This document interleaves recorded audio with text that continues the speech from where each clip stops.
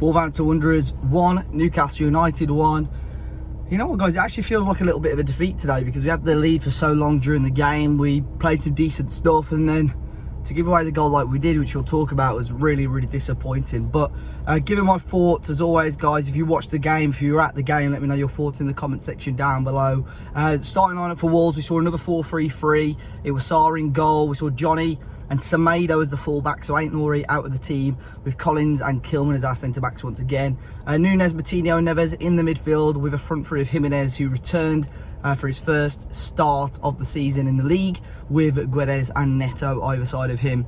And we looked pretty decent throughout most of the game.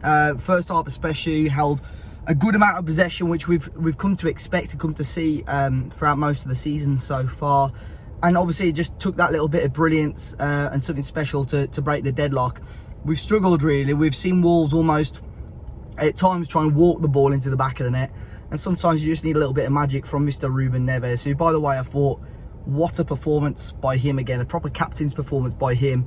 Absolutely everywhere. But a great strike as well from range, about 25 yards out. Hit it so sweetly and into the back of the net, and well deserved for Wolves. There were a couple of little hiccups during the first half. Sometimes just basic stuff, avoidable stuff, miscommunications, like Sarr coming out for the ball. I think it was once or twice where Semedo and him went for the exact same ball. There's no communication there. You know, it's as if they're from different countries, you know, both Portuguese.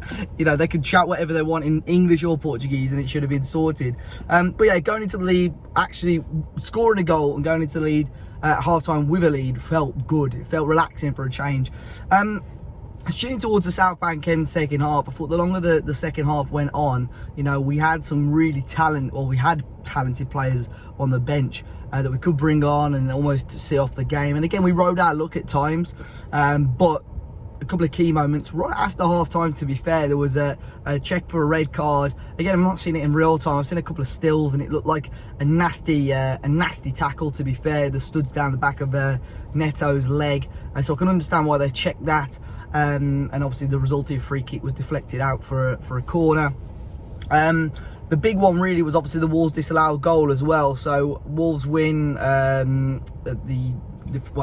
Newcastle have an attack, we break away on the counter-attack, win the 50-50 ball where the Newcastle player goes flying and, you know, he's claiming for a foul. And the positive out of it was that it's a really good counter-attacking goal from Wolves. It was Neto with a ball right across the face of goal, a good ball into the right area, and Jimenez is there to tap it home, and a really good counter-attacking goal from Wolves. And it's typical that I would say we had 3 or 4 of those opportunities throughout the game, and whoever it was, so Mateus Nunes led quite a number of those.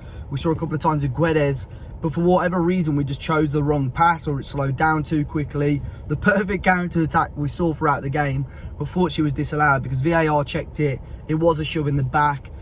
You know, I was disappointed at the time because obviously as a Wolves fan you will be, but I think, you know, from the outside it probably is the correct decision, and the goal was disallowed.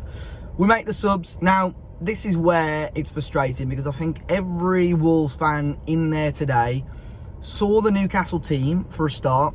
No Bruno Guimaraes, no Callum Wilson obviously injured, no Alexander Isak, who would sign for Newcastle this week. We were quite surprised not to see him in the squad. This was a good time to play Newcastle. It was nowhere near their strongest team. They bring off Dan Burn at left back to bring on Matty Targett. I think at that point, maybe they're preempting that Adama Traore is going to come on. But for me, Bruno Lage needs to explain why on earth Adama Traore didn't even get a look in today. Because I think when you're...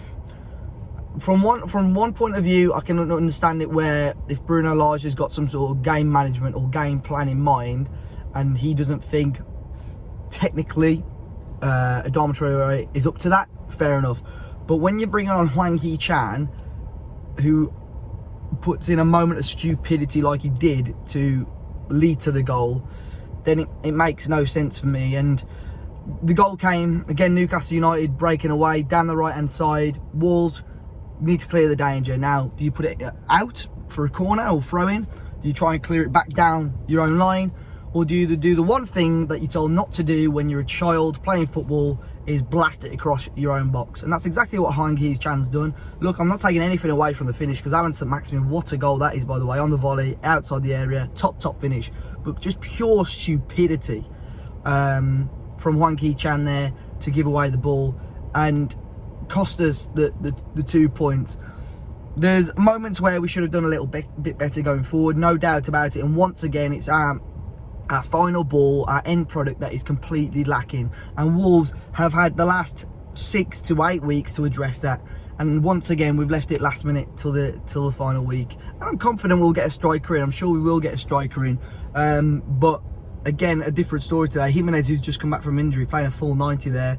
I think for the last 5-10 minutes, you bring Adama Traore on through the middle.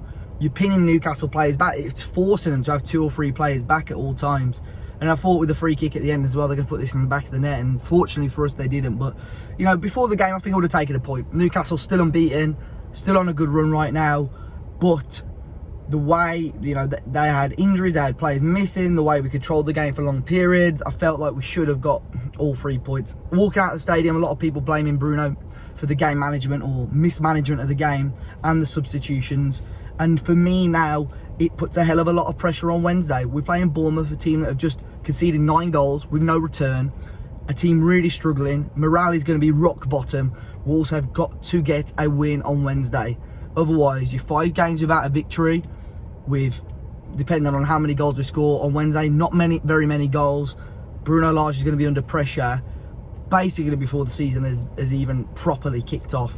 So, we need a win on Wednesday. Good to get a point. There were a couple of positives, but just frustrating that we didn't see the game out today. As always, guys, let me know your thoughts. Hit the like button, subscribe to the channel if you're new, and I'll see you all very, very soon.